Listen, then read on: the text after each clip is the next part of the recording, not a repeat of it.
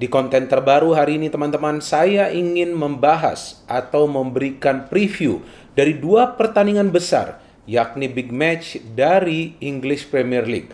Pertandingan big match pertama yaitu pertandingan antara Burnley versus Arsenal. Saya harap bahwa teman-teman tidak tertawa dan tidak menganggap bahwa saya bercanda. Saya mengatakan ini adalah big match karena coba teman-teman bisa perhatikan bahwa kedua tim ini berada di zona papan bawah, di mana kita tahu bahwa baik Burnley dan juga Arsenal perlu meraih kemenangan agar mereka bisa menjauh dari zona degradasi. Sedangkan match kedua yang ingin saya bahas adalah pertandingan London Derby antara Tottenham Hotspur versus Chelsea, di mana kita ketahui bahwa Chelsea merupakan salah satu tim yang belum terkalahkan dan salah satu tim yang baru atau hanya kemasukan 1 gol sejauh ini dari 3 pertandingan awal mereka. Dan yang menariknya bagi saya nih teman-teman, pada saat saya melihat klasmen sementara dari English Premier League, bahwa Chelsea yang saat ini berada di peringkat nomor 2 untuk sementara dan Arsenal berada di peringkat ke-16 untuk sementara, selisih golnya mirip tapi terbalik. Terbaliknya itu seperti apa? Chelsea telah mencetak 9 gol dan hanya kemasukan 1 gol, sedangkan Arsenal, tim yang saya support, yang merupakan tim favorit saya sejak tahun 1990, untuk pertama kalinya ya musim ini saya melihat bahwa Arsenal di 3 pertandingan awal baru mencetak 1 gol dan kemasukan 9 gol. Nih 9 nih dihitung nih, 9 gol. Sesuatu yang sangat mengejutkan bagi saya, karena kalau kita cermati materi pemain dari Arsenal sebetulnya tidak buruk-buruk amat. Tapi tampaknya sulit bagi Arteta untuk menyatukan para pemain di atas lapangan. Sehingga tampak para pemain Arsenal ini bermain mengandalkan tenaga dan juga skill individu mereka. Tapi teamworknya kalah jauh dibandingkan tim-tim besar lainnya yang berada di Liga Premier Inggris. Memang menurut saya bahwa Arsenal masih merupakan salah satu tim besar.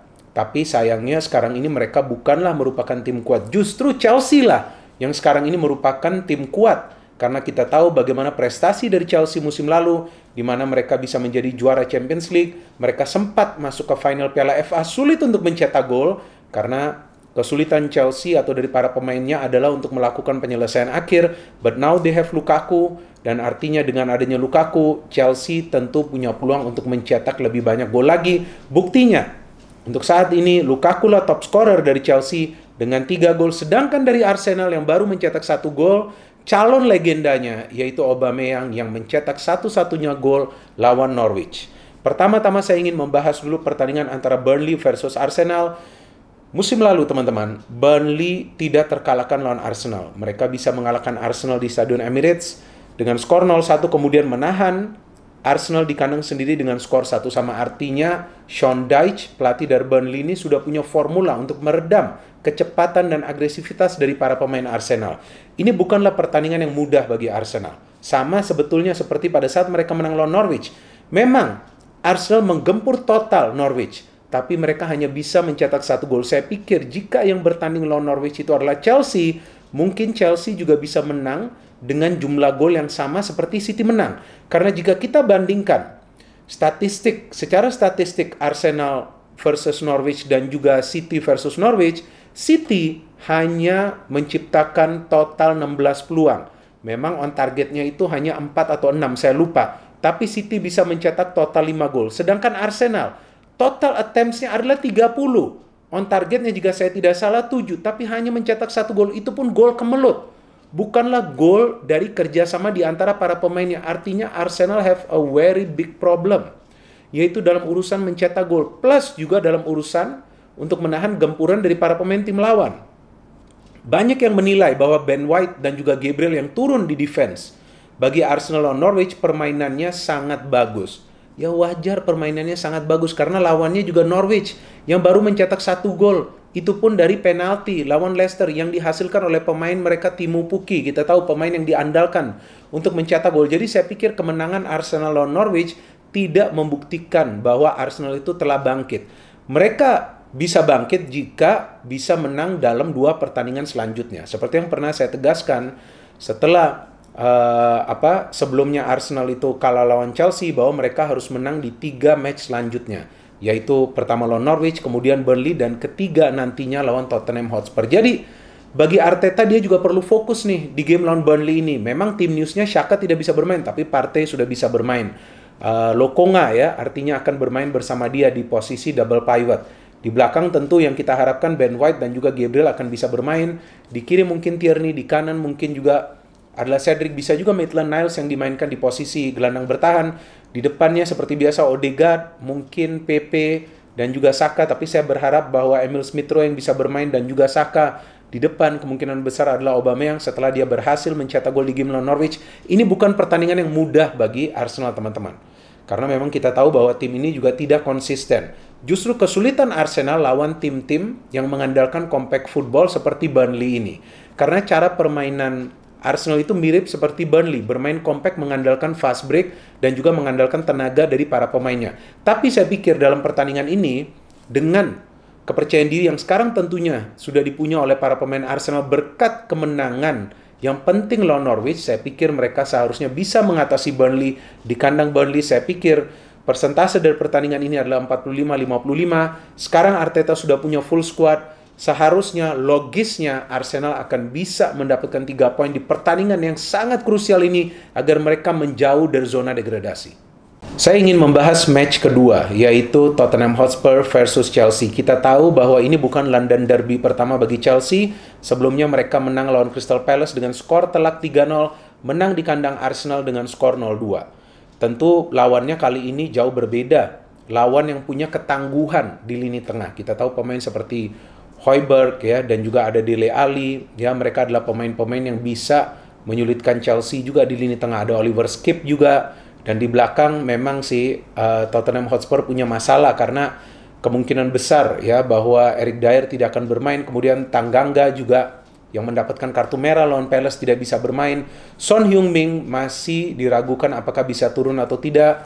Mungkin juga dia akan start dari bangku cadangan, bisa jadi dia main sebagai pemain pengganti. Tapi kabarnya 2 pemain penting bagi Tottenham Hotspur tidak bisa bermain, yaitu Bergwijn dan juga Lucas Moura.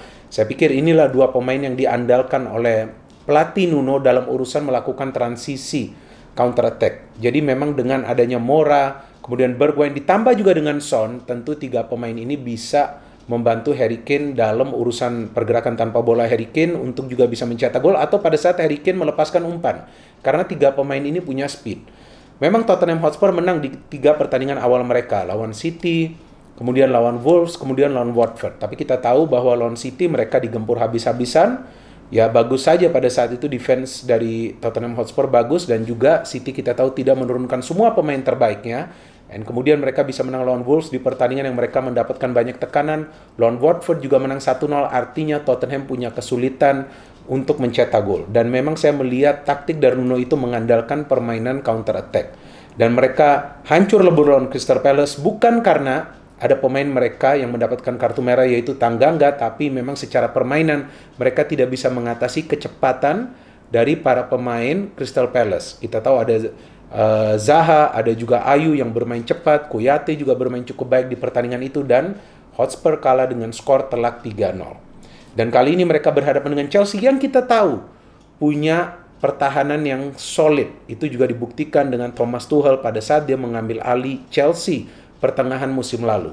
Jadi jika Son tidak bermain, saya pikir akan sulit juga bagi Tottenham Hotspur untuk menciptakan banyak peluang. Memang kabarnya Lo Celso sudah akan bisa bermain, artinya dia bisa menjadi kreator di lini tengah. Bagi Chelsea, saya ingin melihat bagaimana Timo Werner bisa bermain bersama juga dengan Lukaku. Karena Lukaku sebagai finisher, Werner sebagai pemain yang diharapkan tentu bisa mengacak-ngacak pertahanan dari Tottenham Hotspur yang kita tahu mengandalkan agresivitas, bermain keras nih Tottenham Hotspur seperti yang mereka tunjukkan lawan City. Jadi jika Werner turun, tentu dia akan bisa mengganggu pertahanan dari Tottenham Hotspur dengan speednya di lini tengah. Saya tidak yakin jika Saul akan diturunkan setelah penampilannya yang tidak impresif atau justru di luar harapan ya di pertandingan pertamanya di EPL lawan Aston Villa. Bisa jadi tetap mengandalkan Jorginho dan juga Kovacic. Reece James kemungkinan besar akan bermain, dan di pertahanan ya kemungkinan juga adalah Thiago Silva, Christensen dan juga Rudiger. Bisa jadi juga Cesar Azpilicueta yang dimainkan. Mendy penting untuk turun di pertandingan ini. Kai Havertz juga saya pikir kemungkinan besar akan bermain. Kekuatan Chelsea itu berada di lini tengah. Mereka punya pemain-pemain yang bisa merebut bola dengan baik dan juga bisa memberikan distribusi bola yang diperlukan. Kemudian ada Mason Mount yang pergerakannya mobile. Dia akan terus mencari ruang bebas di pertahanan tim lawan, bukan untuk mencetak gol, tapi untuk memberikan feeding bola. Dan sekarang juga kita tahu bahwa form Kovacic lagi bagus-bagusnya. Dan juga jangan lupa ya, 3 kali itu tadi saya katakan ada master Lukaku. Kalau bagi saya Lukaku adalah masternya dalam urusan mencetak gol karena dia telah buktikan dia tidak membutuhkan waktu lama untuk cepat menyesuaikan diri dengan rekan-rekan yang lain di Chelsea. Dia telah mencetak 3 gol di Premier League, dia telah mencetak 1 gol di Champions League. Jadi jika Lukaku tidak dijaga dan tidak dimonitor, maka saya pikir kemungkinan besar Lukaku akan bisa mencetak gol di pertandingan ini. Walaupun Tottenham Hotspur adalah tim yang kuat, ya, karena saya melihat bahwa mereka mengandalkan agresivitas, mereka tidak akan memberikan ruang gerak kepada para pemain Chelsea, tapi saya pikir Chelsea punya peluang juga untuk meraih kemenangan di pertandingan ini. Saya ingin memberikan persentase tipis saja bagi Chelsea, karena juga saya pikir tidak akan mudah bagi mereka untuk mencetak gol lawan Tottenham Hotspur yang juga di bawah Nuno, saya perhatikan bermain defensif. Jadi saya pikir peluang di pertandingan ini bagi Chelsea adalah 55% dan bagi Tottenham Hotspur adalah 45%. Hotspur bisa menang jika mereka bisa melakukan counter yang rapi. Karena Chelsea kita tahu mengandalkan 2 wingback yang juga kadang-kadang sering telat kembali ke posisinya. Jadi jika Tottenham Hotspur bisa memanfaatkan kekurangan dari Chelsea tersebut, yaitu dengan sering terlambatnya kedua wingback itu turun, maka saya pikir mereka akan punya peluang untuk mencetak gol. Pada saat memang kita tahu bahwa defense Chelsea di awal musim ini lagi bagus-bagusnya, Liverpool saja yang bermain dengan 11 pemain tidak bisa mencetak gol lawan 10 pemain Chelsea. Saya pikir ini juga akan merupakan pertandingan yang ketat, tidak akan mudah juga bagi kedua tim untuk meraih kemenangan, tapi yang penting bagaimana nanti taktik dari kedua pelatih. Sama seperti Burnley versus Arsenal yang saya memberikan peluang kepada Arsenal untuk menang secara tipis, sama juga saya memberikan peluang kepada Chelsea untuk menang secara tipis, dan saya memberikan prediksi, bukan kepastian, segalanya tergantung kepada form dari para pemain dan juga dari taktik masing-masing pelatih. Jadi jika saya benar, jangan heboh. Jika saya salah juga santai saja. No hate, only football. Salam sepak bola.